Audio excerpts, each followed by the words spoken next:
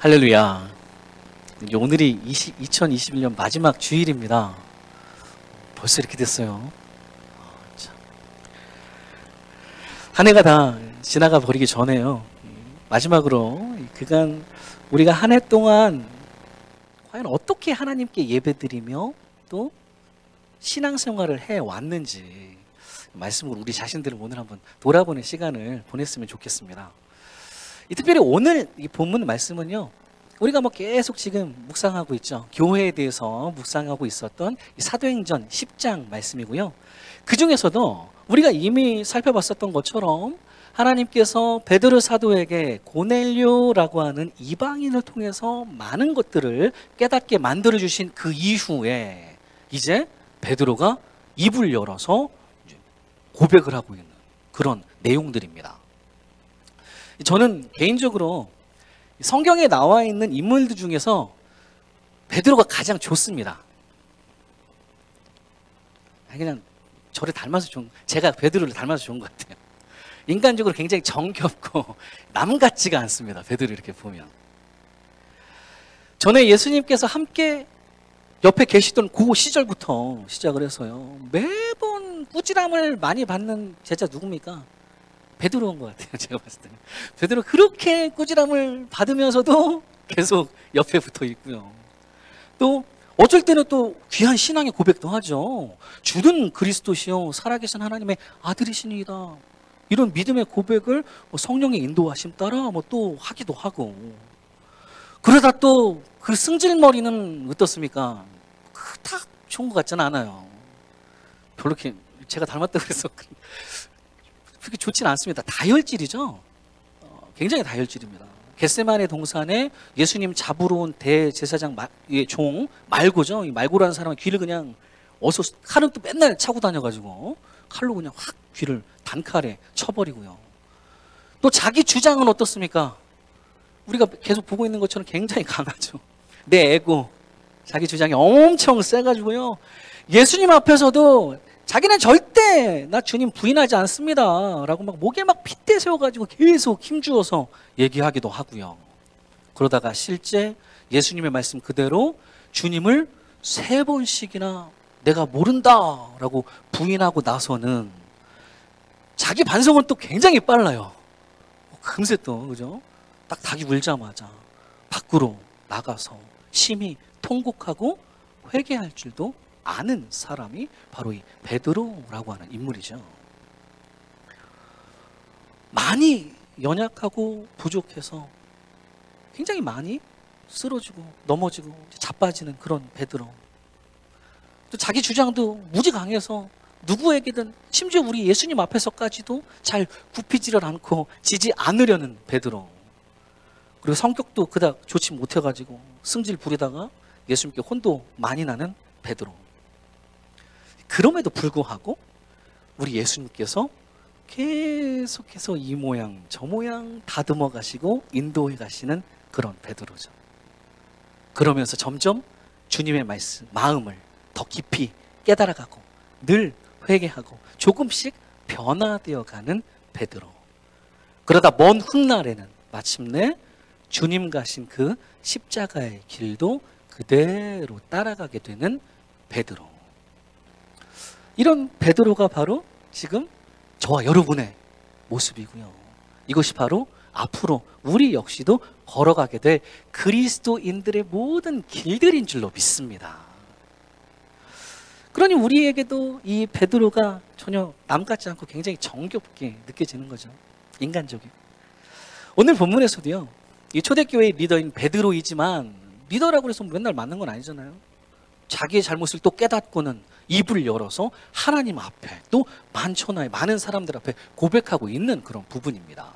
그렇다면 오늘 베드로가 또다시 제대로 깨달아가고 있는 것들은 무엇인지를 살펴보면서 우리 역시도 이 부분들로 나 자신을 돌아보며 2021년 한 해를 말씀으로 마무리하는 주의 자녀가 저와 여러분 모두가 되시기를 간절히 축원합니다. 네, 오늘 또 크게 3가지로 살펴볼 건데요. 먼저 첫 번째로 이 베드로가 이제 더 제대로 깨달아가고 있는 부분이란 바로 우리 하나님은 나만의 하나님 아니시나요? 모든 것의 주인이시고 만물의 중심이신 우리 하나님이시다라는 사실입니다. 본문 34절, 35절 말씀 보면 이렇게 얘기하죠. 베드로가 입을 열어 말하되 내가 참으로 하나님은 사람의 외모를 보지 아니하시고 각 나라 중 하나님을 경외하며 의를 행하는 사람은 다 받으시는 줄 깨달았도다 라고 얘기합니다. 여기 맨 마지막 부분에 하나님이 받으신다, 다 받으신다라는 의미는요, 영어로는 웰컴이라는 표현도 있습니다. 웰컴. 또 기쁘게 받으신다, 다 받으신다 라는 뜻이에요. 참으로 정말이지 우리 하나님께서는 사람을 외모로 가리지 않으시고 겉모양이 뭐 이스라엘 사람이든 유대인이든 가리지 않으시고 그 누구든 하나님을 경외하고 의를 행하는 사람은 누구나 다 웰컴 하시고 기쁘게 받아주시는 우리 모든 이들의 하나님이시다 라는 이 사실을 내가 이제야 깨달았습니다 라고 고백하고 있는 베드로이죠. 이 말에 지금 바꿔서 얘기를 하면요, 그 전에는 지금껏 베드로가 그동안 생각했던 거는 이거하고는 많이 다르다는 얘기입니다. 이거하고는 전혀 반대로 그동안 유대인 베드로의 머릿속에 뿌리 깊게 자리 잡혀 있었던 우리 하나님이라는 분은 저기 고백과는 많이 다르게 그저 사람을 외모로 가르시는 하나님이었던 거고요. 그리고 아무 민족이나 다 받아주는 게 아니라 아무 사람이나 받아주는 게 아니라 오직 유대 혈통만, 이스라엘만 기뻐 받으시는 그런 이스라엘만의 하나님이셨다라고만 그렇게 알고 지금껏 내가 살아왔습니다. 그런데 내가 틀렸습니다. 우리 하나님은 이스라엘만의 하나님이 아니라 나만의 하나님 아니시라 모든 이들의 하나님이십니다 라고 하는 베드로의 고백입니다. 뭐 구약의 많은 말씀들이 실제 이스라엘의 하나님을 말씀하고 있고요, 또 이스라엘을 위해서 싸우시고 역사해 주시는 우리 하나님에 관한 말씀들이 주로 많이 구약에 나오고 있는 것이 사실이기 때문에 뭐 이렇게 오해하기가 쉬운데요, 그러나 성경은 결코 우리 하나님을 가리켜서 이스라엘만의 하나님이라고 말씀하시지 않습니다. 우리 하나님께서는 이스라엘만 만드신 게 아니라 다 만드셨죠. 온 천지 만물을 우리 하나님께서 보시기에 좋았더라라는 모습으로 모든 것을 다 창조해 주신 우리 하나님이시기 때문에 모든 천하 만물은 다 하나님의 것이고요, 그렇게 홀로 모든 만물의 주인 되시고 그 중심 되시는 분이 바로 우리 하나님이십니다. 그리고 모든 것들의 하나님이세요. 실제 구약에서도 딱 이스라엘만 이렇게 구원해 주시는 하나님이 절대 아니시죠. 뭐 그 옛날 출애굽 때부터도 우리가 잘 알 수 있습니다. 이스라엘만 애굽에서 노예로 생활하다가 벗어나서 출애굽을 했던 게 아니죠. 그 무리 중에는 분명 누가 있었습니까? 또 옛날 번역은 중다한 잡족이라고 그러고요, 요즘 번역은 수많은 잡족들이 같이 했다고 합니다. 그래서 나중에 이들이 이제 이스라엘로 흡수가 되는 거죠. 같이 했었습니다. 또 우리 예수님의 족보에서도 잘 알 수가 있듯이 거기에는 이스라엘만 들어있나요? 그러지 않죠. 뭐 우리가 예전에 봤었던 모함 여인 룻을 비롯해서 다른 이방 여인들도 분명 예수님의 족보에까지 등장하고 있고요. 또 지난 주일에도 우리가 살펴봤듯이 구약에서도 이미 누가 있었습니까? 여호와를 경외하는 이방인들이 있었죠. God-fearers라고 얘기하는 실제 그들이 존재하고 있어서 고넬료와 같은 사람들, 우리 하나님께서 그들을 웰컴하시고 기뻐 받아주셨다라는 사실입니다. 이렇게 처음부터 우리 하나님께서는 이스라엘뿐만이 아니라 모든 만물의 주인 되시는 분이시고요, 모든 것의 중심 되신 분이 우리 하나님 한 분이십니다. 그런데도 유대인들은, 뭐 지금도 마찬가지일 건데, 유대인들은 우리 하나님에 대해서 그저 혈통적으로 이렇게 이어져 내려가는 이스라엘만의 하나님이시다라고 이제 단정을 지으면서 그리 오랜 세월 우리 하나님을 오해하면서 살아왔고요. 오늘 본문의 베드로도 그간 뭐 그 틀에서 크게 벗어나지는 못했다라는 거죠. 그러다 이제 오늘 벗어나게 되는 거죠, 확실하게. 이런 마인드를 가리켜서 선민의식, 선민사상이라고 부릅니다. 선택받은 백성, 하나님께 선택받은 백성이라고 하는 이 선민의식을 가지고 뭐 어느 정도 자부심과 긍지를 가지고 살아가려는 것까지는 좋은데, 문제는 이게 거기서만 끝나지 않는다는 게 문제입니다. 선민의식의 문제는. 어느 순간 자긍심의 선을 넘어버려서 스스로 세상의 중심인 양, 하나님께서 우리를 선택하셨으니까 우리가 제일 잘났다. 우리가 제일 잘났다. 뭐 이제 우월하다라고 하는 우월 의식으로 가게 되면서 우리가 중심이다. 모든 게 우리 중심으로 돌아간다라고 생각하는 교만한 마인드죠. 굉장히 교만한 마인드로 점점 변질되어가는 경향이 크다라는데 문제가, 심각한 문제가 있습니다. 그러다가 심지어는 어디까지 번져가냐면요, 이 교만이 점점 쌓여져 가다가 그만 하나님마저도 우리를 위해서 일하시는 하나님, 일해주시는 하나님 정도로 착각을, 굉장히 큰 착각을 하게 되면서 어느덧 이게 누가 주인이고 누가 종인지, 누가 누구를 위해서 돌고 있는 건지 헷갈리는 가운데 내가 하나님을 위해서 존재를 하는 건지, 하나님이 나를 위해서 존재를 하시는 건지, 그 주종 관계조차가 모호해지기도 하는 거죠. 주인은 오직 하나님 한 분뿐이신데, 그리고 나머지 모든 것들은 종들에 불과한데, 제 아무리 선택받았다고 한들 그저 다 하나님의 종들에 불과한데, 결코 인간은 그 누구도 주인이, 중심이 될 수가 없는데, 인간의 죄성은 요거 자꾸 이 중요한 걸 계속 까먹게 만듭니다. 내가 뭐 위해서 하고 싶고요, 내게 중심으로 뭐가 좀 돌아갔으면 좋겠다라는 그런 게 바로 인간의 죄성이죠. 처음부터 시작되는. 성경 속에 묘사된 이스라엘 백성들의 모습도 꼭 이렇습니다. 그저 나만의 하나님 같고, 이스라엘의 하나님이라고 하니까 나만의 하나님, 이스라엘 위해서 역사하시는 하나님, 하나님께서는 우리가 부르짖으면 우리를 위해서, 나를 위해서 늘상 와서 역사해 주셔야 되고요. 나는 선택받았으니까 힘들고 고난을 당할 때 하나님은 반드시 내게 응답을 해 주셔야 되고 바로 구해 주셔야 하고요. 그렇게 하나님마저도 나를 위해서 내 중심으로 움직여 주시는 것처럼 그렇게 여기면서 살아가는 것. 그러다 뭔가 좀 일이 틀어지면 하나님이 있네 없네 뭐 이렇게 하면서 신앙을 금세 또 잃어버리기도 하는 것. 이것이 바로 선민의식의 대표적인 폐해입니다. 그리고 오늘날 우리 그리스도인들 안에서도 이런 잘못된 선민의식이 전혀 없다라고 볼 수가 없죠. 없습니다. 우리들의 모습 속에도 이런 게 있어요. 이런 신앙의 경향이 많습니다. 대체 누가 누구를 중심으로 지금 돌고 있는 건지, 하나님을 중심으로 내가 돌아가고 우리 가정이 돌아가고 우리 교회가 돌아가고 있는 건지, 아니면 나를 중심으로 하나님께서 돌고 계시는 건지, 이 부분이 명확하지 않은 이들도 굉장히 많고요. 그렇게 내가 하나님을 위해서 존재를 하고 있는 건지, 하나님이 나를 위해서 존재하고 계시는 건지, 이 주종관계조차가 불분명한 이들도 굉장히 많이 있다라는 사실입니다.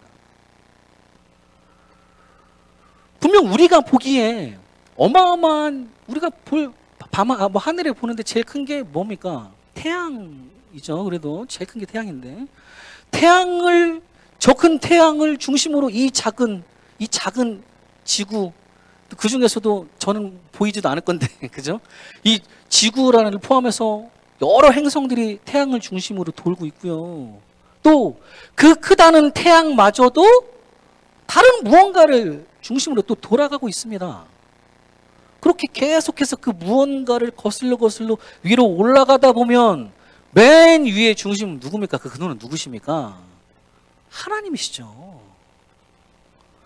우리의 주인 되신 하나님을 중심으로 그 크다는 모든 만물들도 다 우리 하나님 중심으로 돌아가고 있는 건데, 그럼에도 불구하고 저 높은 자리에 계셨던 주인이 우리 같은 작은 종들을 위해서 이 낮은 자리에까지 친히 내려와 주셔서 대신 십자가에 달려 죽어주시고, 또 더러운 내 발 다 씻겨주시면서 늘 내 곁을 먼저 돌아주시고 늘 나를 섬겨주시다 보니까, 성경의 이스라엘도 마찬가지고 지금 우리 그리스도인도 마찬가지고, 우리 안에 어느 순간 이 크신 은혜가 너무도 당연하게 느껴졌나 봅니다. 우리 하나님께서는요, 분명 나의 하나님이 당연히 맞으십니다. 나를 위해 어떻게든 무엇이든 가장 좋은 것을 늘 채워주시려는 우리 하나님 아버지가 맞으시지만, 그러나 오늘 우리가 적어도 하나님의 주인 되심과 주의 종된 우리들이라는 이 주종 관계만큼은 아주 확실하게 짚고 넘어갔으면 좋겠습니다. 만물의 주인 되신 하나님을 중심으로 모든 것이 돌면서 우리 모두는 다 하나님을 위하여 존재한다라는 사실, 그리고 우리 하나님께서 그의 종으로 기뻐 받아주신다라는 사람의 그 종다운 모습에 대해서도 이 베드로 사도가 오늘 이렇게 묘사하고 있죠. 35절 다시 보면 이렇습니다. 각 나라 중 하나님을 경외하며 의를 행하는 사람은 다 기뻐 받으시는 줄 깨달았도다라고 말씀하시죠.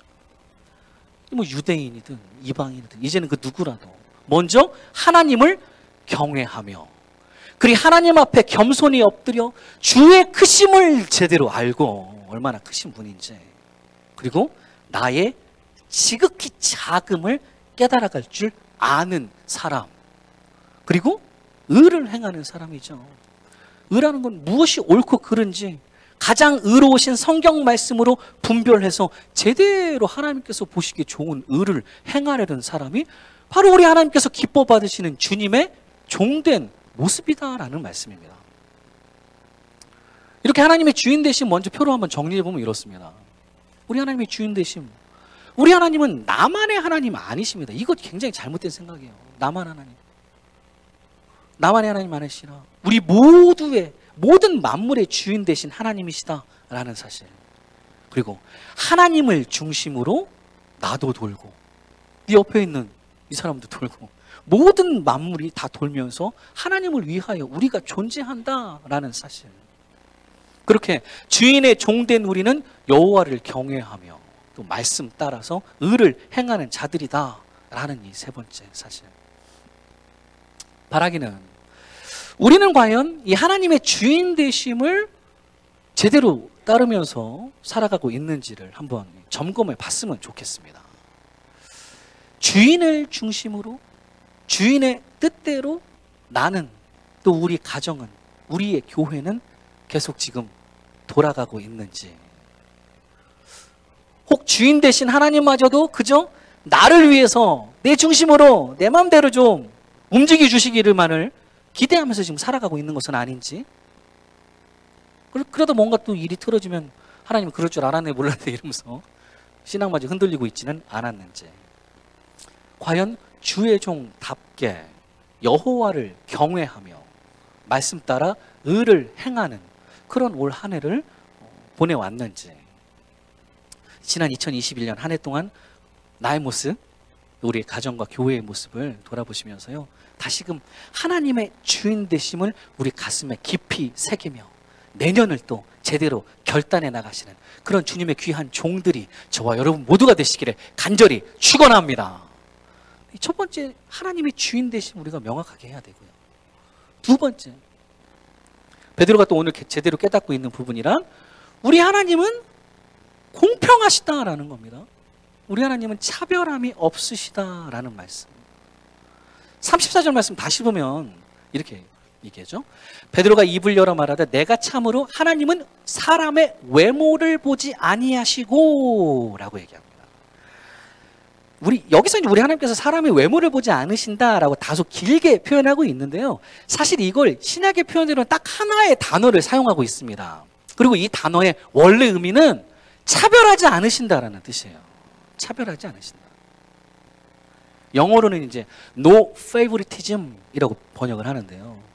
그렇게 우리 하나님께서는 어느 한쪽에만 favor, 호가 있어가지고 뭐 어떤 호불호가 있으셔가지고 누구를 차별하시고 얘만 이뻐하고 쟤는 미워하고 이런 하나님이 아니시다는 말씀입니다. 그렇게 우리 하나님은 언제나 어디에서나 누구에게나 공평하시다라는 말씀. 42절 말씀에도 보면 하나님께서 우리 예수님을 이렇게 정하셨다라고 표현하죠.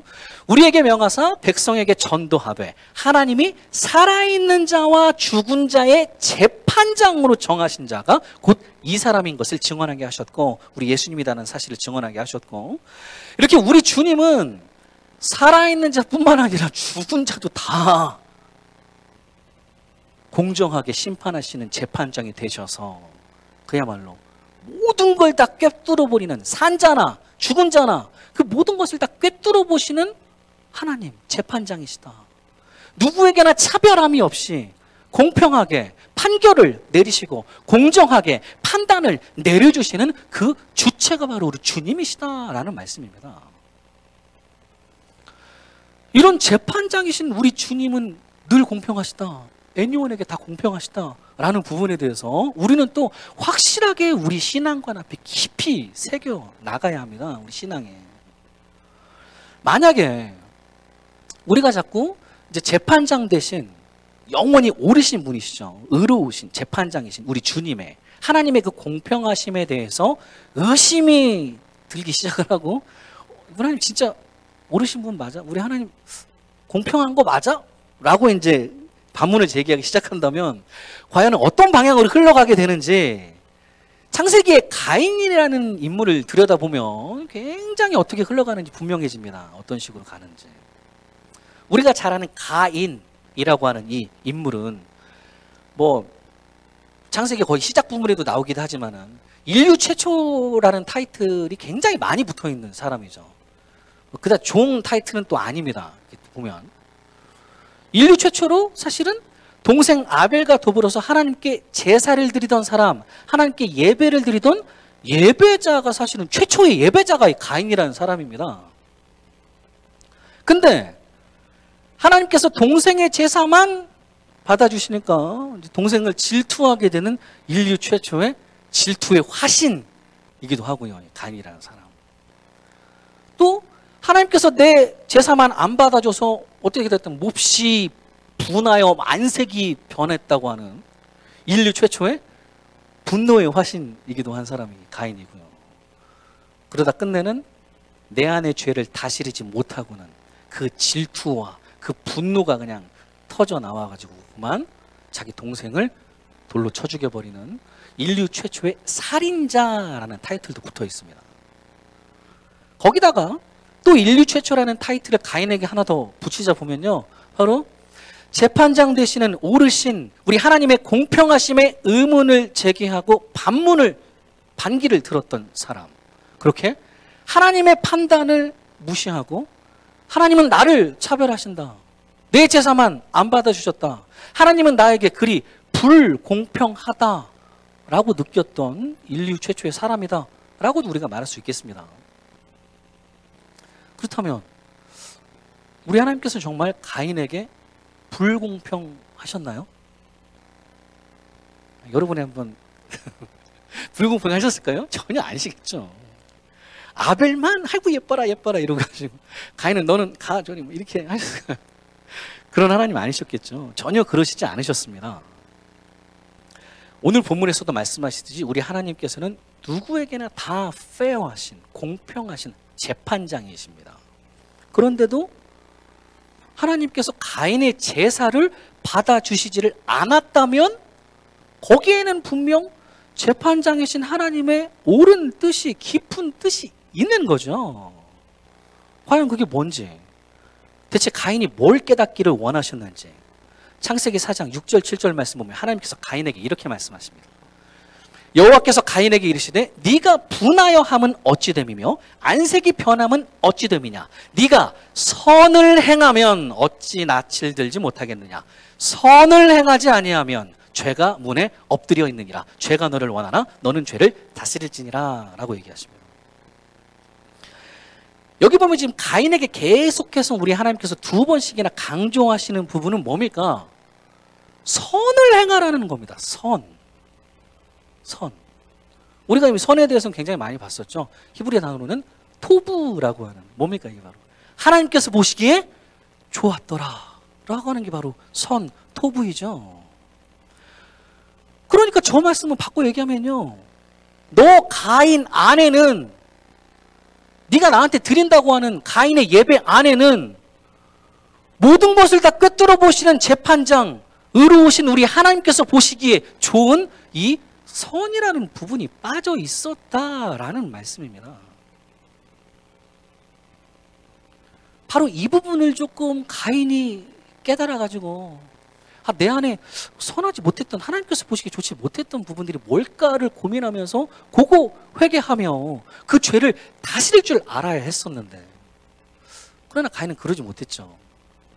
가인은 하나님의 말씀에 귀를 기울여 나를 돌아보고 내가 드리는 예배를 돌아보기보다는 그런 게 전혀 없이 재판장의 판단은, 오르신 하나님의 판단은 무시해버리고, 그죠? 하나님이 제 아벨의 제사는 다 받아주고 내 거는 안 받으셨어. 하나님은 쟤만 예뻐하신다. 불공평하시다. 라는 것에 집중하다가 그만 예배자로 시작은 했는데 중간에 질투의 화신, 분노의 화신을 거쳐서 결국에는 살인자로 끝나버리는 인류 최초의 사람이 되어버렸다라는 사실입니다. 우리 하나님의 공평하심에 대해서 다시 한번 표를 정리해보면 이래요. 하나님의 공평하심. 우리 하나님은 다 아시죠? 재판장이시기 때문에. 우리 하나님은 나의 모든 것들, 우리의 모든 것들을 꿰뚫어 보시고 공평하게 판단해 주시는 재판장이시다라는 사실을 명심해야 돼요.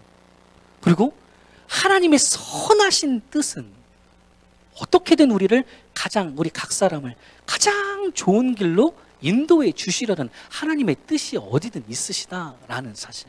이 두 가지 명심하면서 하나님의 공평하심에 대해서 우리는 아주 확실하게 우리 신앙관 안에 깊이 새겨 넣어야 합니다.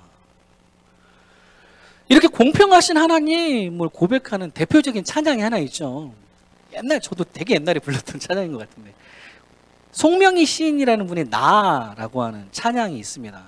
옛날에는 많이 불렀던 것 같은데요. 공평하신 하나님이 나 남이 가진 건 나 없지만 공평하신 하나님이 나 남이 없는 것 같게 하셨네. 이런 찬양이 있어요.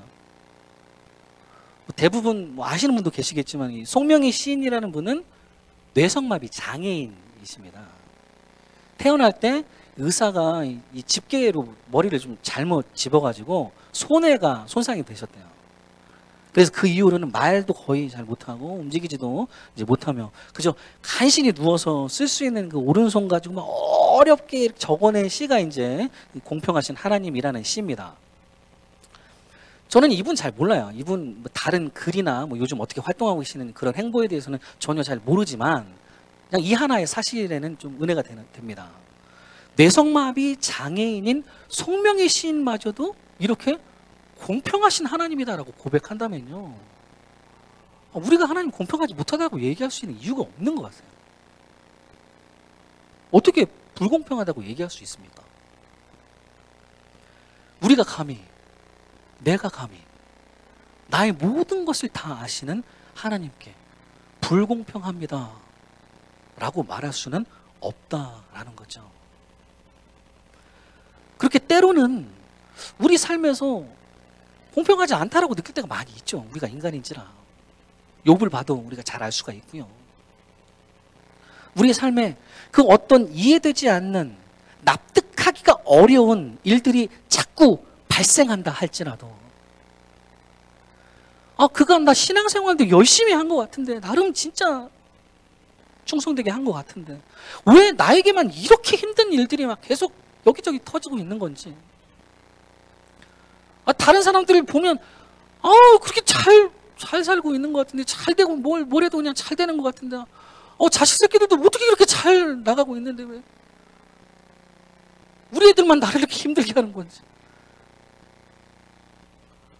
유독 나에게만 왜 이리도 이 인생의 여정이 고단하게 힘들게 느껴지는지 의문이 조금씩 쌓여져 갈 때, 그러나 두 가지 사실 명심하시기 바랍니다. 우리 하나님은 내 모든 것을 꿰뚫어 보시고 정말 공평하게 판단해 주시고 인도해 주시는 재판장이시다. 그리고 분명 내가 이렇게 하는데도 여기에도 어떤 시기든 하나님의 선하신 뜻은 분명히 있으셔서 나를 친히 가장 좋은 길로 인도해 주신다라는 사실 기억하시면서, 그게 때로는 가인처럼 내 안에 잘못된 부분들, 하나님께서 보시기에 좋지 못한 부분들을 돌아보도록 만드시려는 것이든, 아니면 때로는 욥도 있죠. 뭐 가인 같은 사람만 있는 게 아니라 욥도 있습니다. 욥처럼 잘 모르겠지만 왜 이런 일들이 나한테 일어나는지, 그러나 나를 단련하신 후에 내가 마침내 주님 앞에 정금같이 순금같이 나아가도록 만드시려는 것이든 뭐가 됐든 간에 나를 가장 좋은 길로 인도하시려는 하나님의 선하신 뜻에는 변함이 없으시다라는 걸 명심하시면서, 다시금 우리 하나님 아버지는 언제나 어디에게나 누구에게나 나에게도 공평하시다라는 사실 늘 고백하며 이 땅을 선하게 하나님 보시기에 좋았더라로 살아내시는 저와 여러분 모두가 되시기를 간절히 축원합니다. 두 번째 사실, 마지막 세 번째 한 가지만 더 보면요, 우리 하나님은 하나님의 화평 되심을 우리가 한번 돌아봐야 됩니다. 우리 하나님은 예수 그리스도를 통해서 우리 안에 화평을 이루신다라는 사실. 36절 말씀 보면요, 만유의 두 되신 예수 그리스도로 말미암아 화평의 복음을 전하사 이스라엘 자손들에게 보내신 말씀이라고 얘기를 하죠. 여기 보면 우리 하나님께서는 만유의 주 예수 그리스도를 통해서 화평의 복음을 전하셨다 그러십니다. 복음의 속성이 뭔지 아주 분명하게 한마디로 표현하시죠. 화평입니다. 복음은 평화, 바꿔 얘기하면 평화의 복음입니다.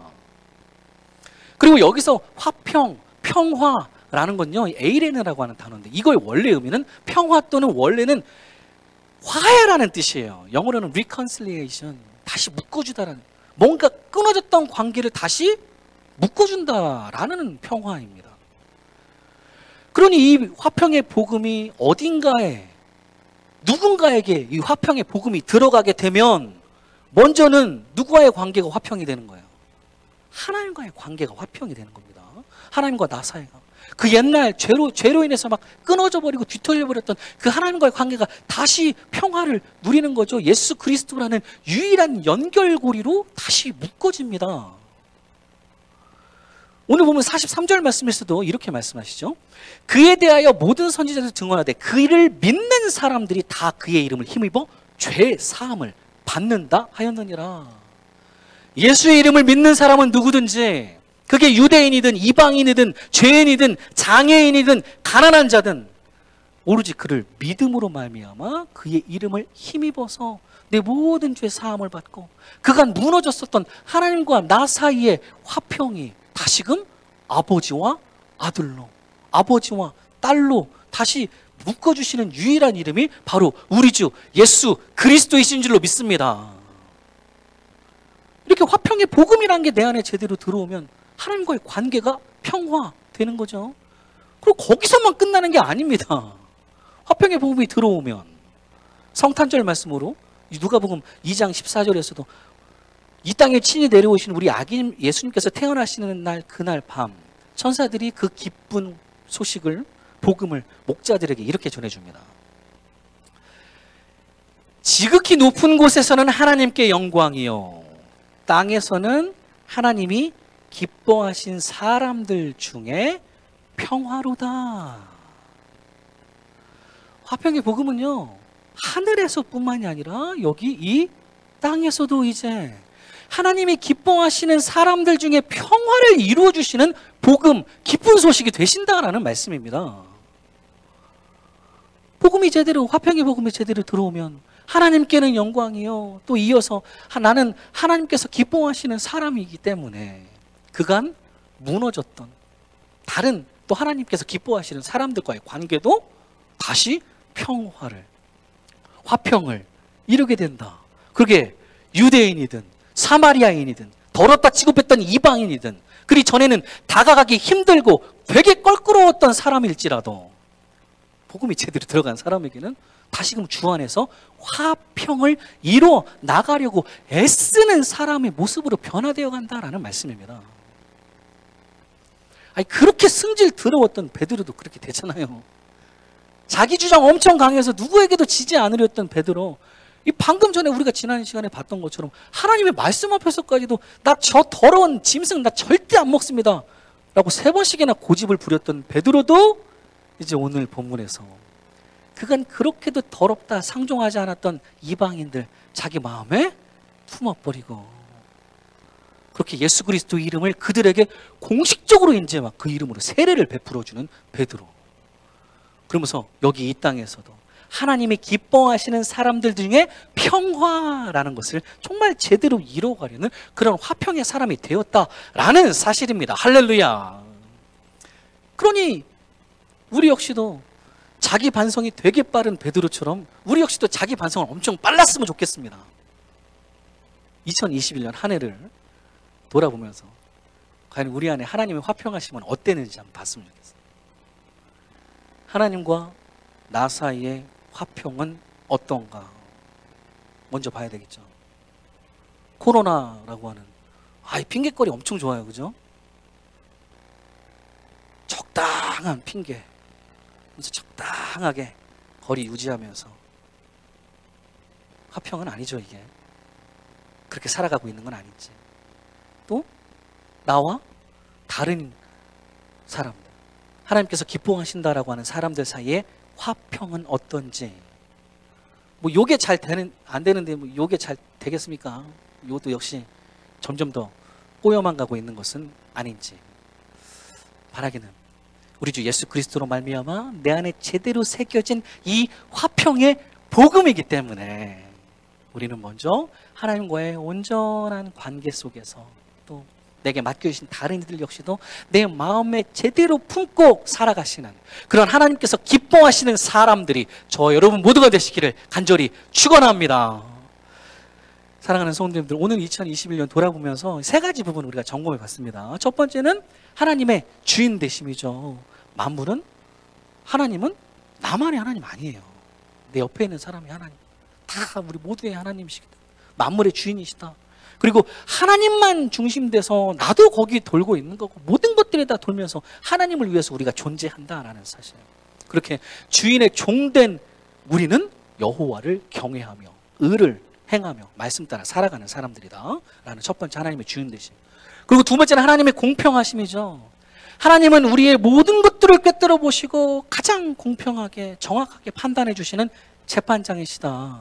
그러니 하나님의 선하신 뜻은 우리 각 사람이 가장 좋은 길로 갈 수 있도록 인도해 주시는 우리 하나님이시다. 그의 공평하심. 또 마지막 3번째는 하나님의 화평하심. 무너졌던 우리의 관계 예수 그리스도로 말미암아 온전하게 회복되어 주는 하나님의 관계. 또 기뻐하시는 우리들 안에서, 우리 가정 안에서, 교회 안에서 평화의 관계를 다시 회복하시는 우리 하나님의 화평하심. 아무쪼록 이 3가지 것들로 올 한 해 한번 마무리하시고 또 내년을 이대로 또 결단해 나가시는 하나님의 복된 자녀들이 저와 여러분 모두가 되시기를 간절히 축원합니다.